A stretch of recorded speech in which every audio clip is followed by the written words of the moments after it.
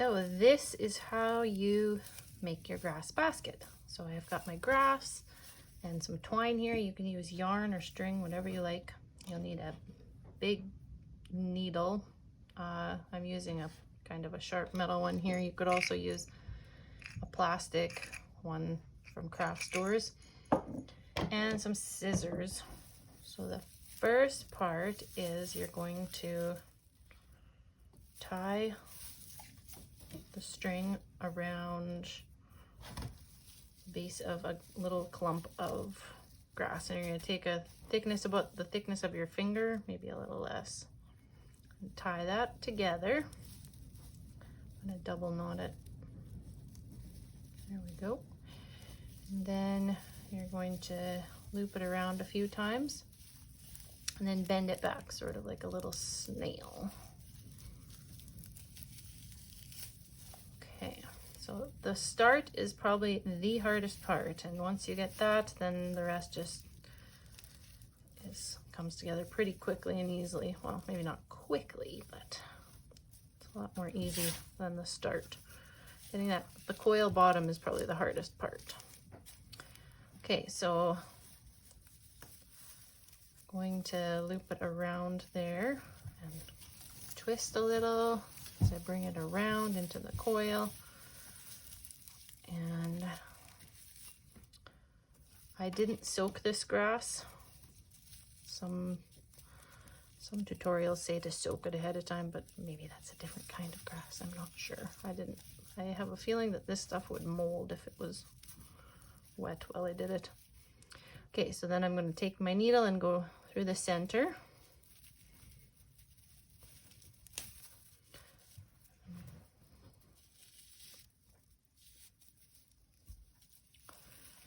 I'll loop that around.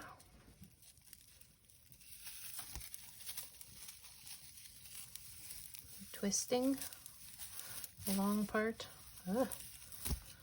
It's unwieldy as I bring it around. So I have my little coil here. Where's my needle? There we go. Okay. So once you get going, there's a bit more of a pattern to it, but I don't know. The start is just trying to make it into a nice circle. I'm gonna go through the center. Bring that over this way. And then I have it here. I'm going to go through this row here rather than the center this time.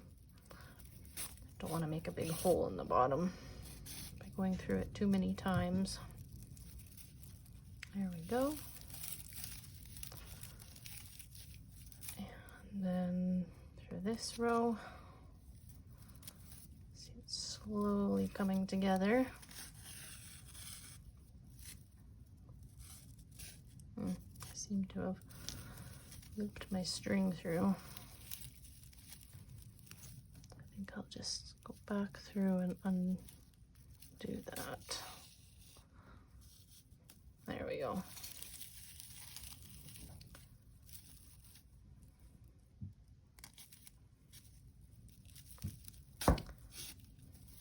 Lots of grass is coming out all over the place, but it's just how it goes.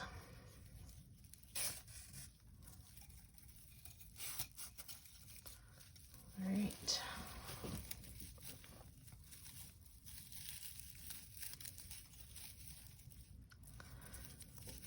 Back around. So basically you're going through the last row that you made always.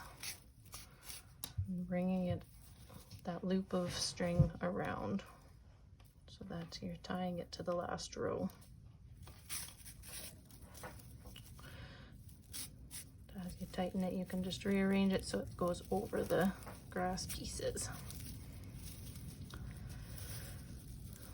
All right, twist a little again. Down through this row.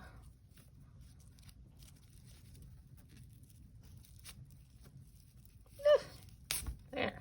It's not easy sometimes. There we go.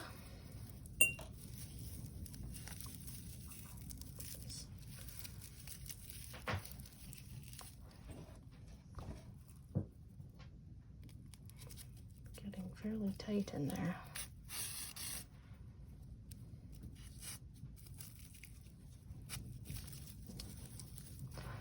So as you can see, I'm coming to the end of my first grass bunch here, and I want to start adding in the next bunch before I get to the end so that it will all stay together. So I will grab another little bundle here, and you want to make sure it's similar in thickness to the last bit. Seems a little thick, but okay, I'm just gonna trim the ends there. Okay, so I'll just, it was starting to thin out because some of the pieces were shorter than others, so I'll just try and match that a little bit. This is also tough. I said the start was tough and the rest was easy, but I guess adding on is not as easy either. So it's not really a part of it yet. I have to hold it still while I try and do this.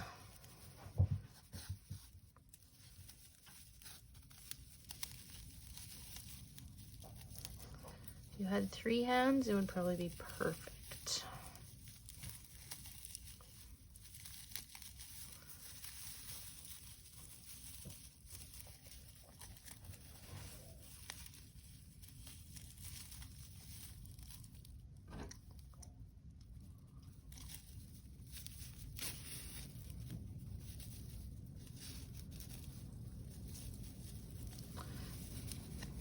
As I go to the next row around, it should probably, or it will probably blend in a little better. So right now it's sticking out straight, but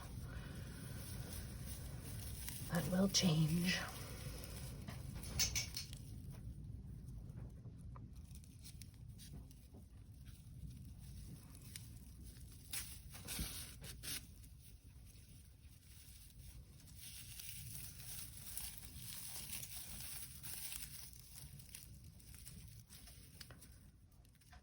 Keep going through.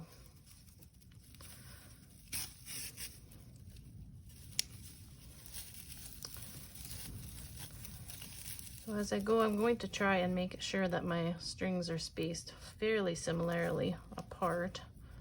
Just gives a nicer, neater look to the basket. But it's not the end of the world if it's not like that either.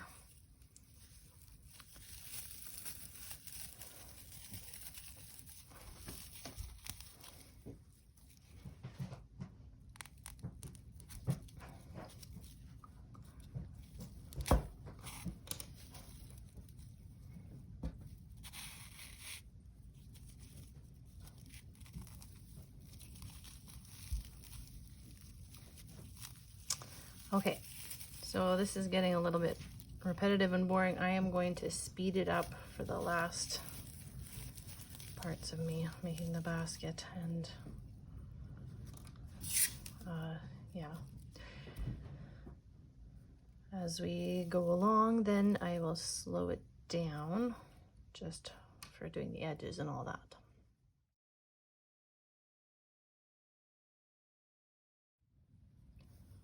So now I've come to the end of my thread here, my twine. First I need to decide what the bottom is going to be. I think I'll put this down. My dog is in the studio here with me eating all the grass and my carpet apparently while I do this. So this looks a little messier, so I'm going to put that face down. This will be the inside of my bowl or basket. So I'm going to tie it on the bottom part. I think I can get through one more time. I'm losing my thread here. I'm going to loop it under one of the other twine loops and go back through to make a knot. Pulled too tight. Hey, no biting.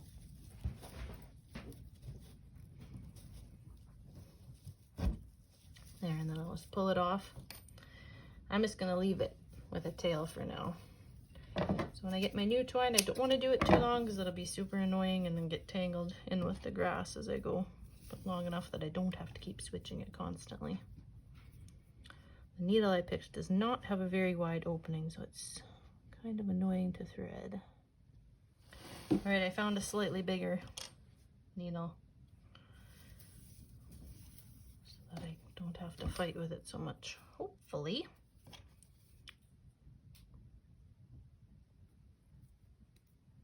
Much better. I'm not gonna knot it because it goes through so stiff anyway.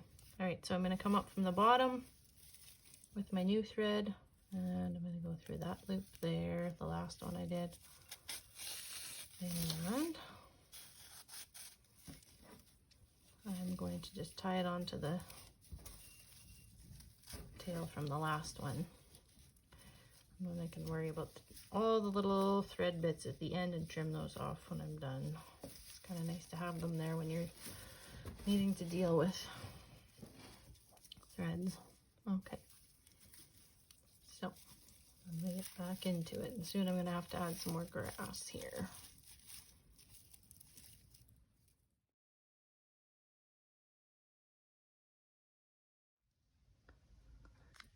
So I'm at the point now where I'm pretty happy with the size of my base, and I'm going to start building up the edges of this basket.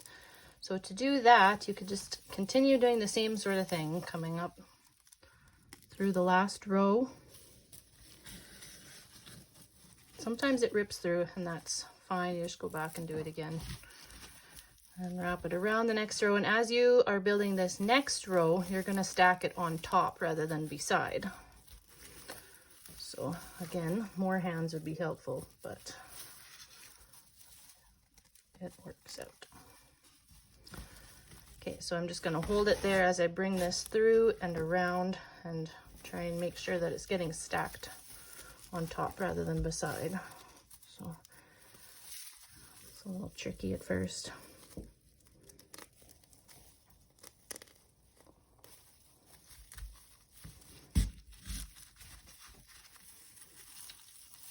There. And if it's really hard to bring your needle through, then go to the edge of the row a little bit more, and that is a little looser. Okay, so I'm bringing it up still and around. You can see sort of how the edge is starting to form there. You're just going to keep doing that all the way around. And as you build more and more rows upwards, you can decide what kind of an angle you want your bowl to be. So you can go straight up and you can have a small curved bowl, or you can have it go more angled, depending on if you want a more open bowl or basket, whatever it is. All right.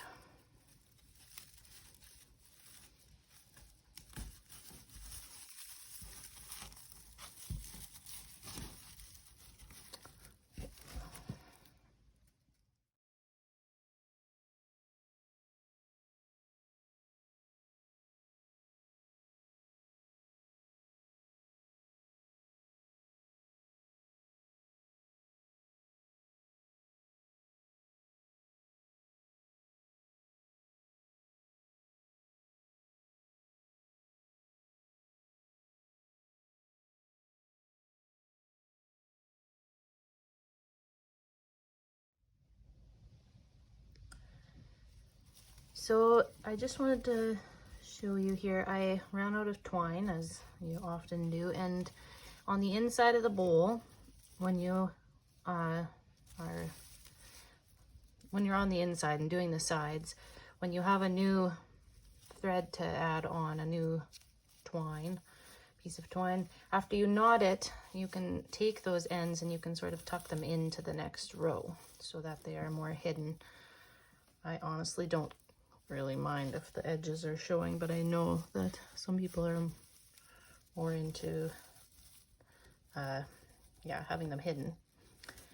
But so that's one way that you can do that. And that looks a little nicer than having the edges on the outside. Looking pretty hairy here.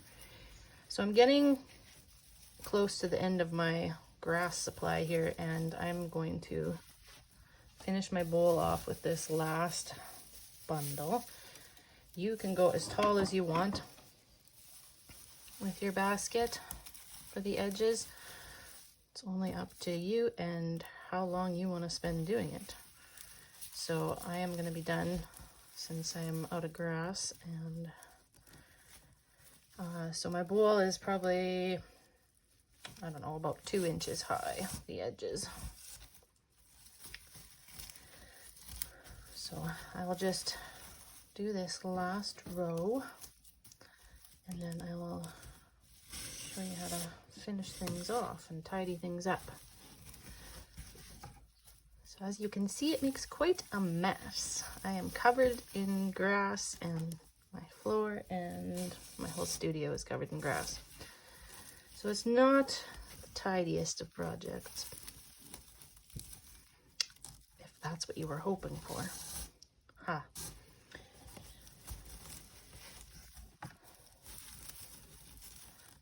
Almost there.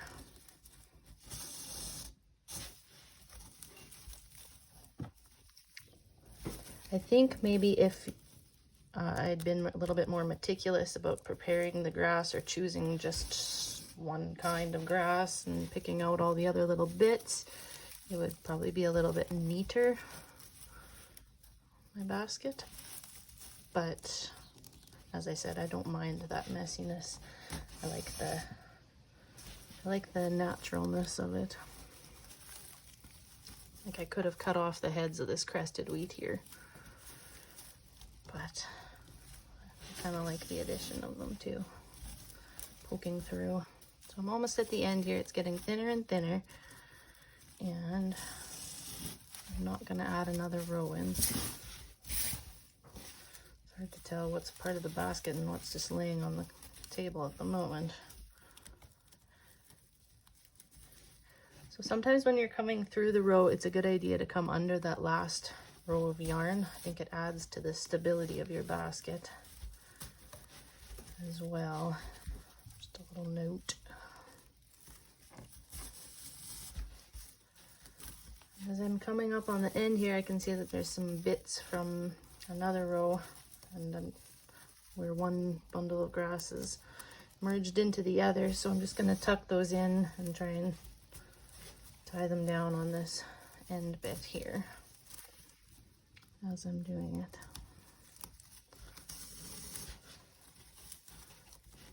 All right, so there is my last row. I don't want to go around too many times because I like the evenly spaced twine there, and I don't want to add another pattern to that.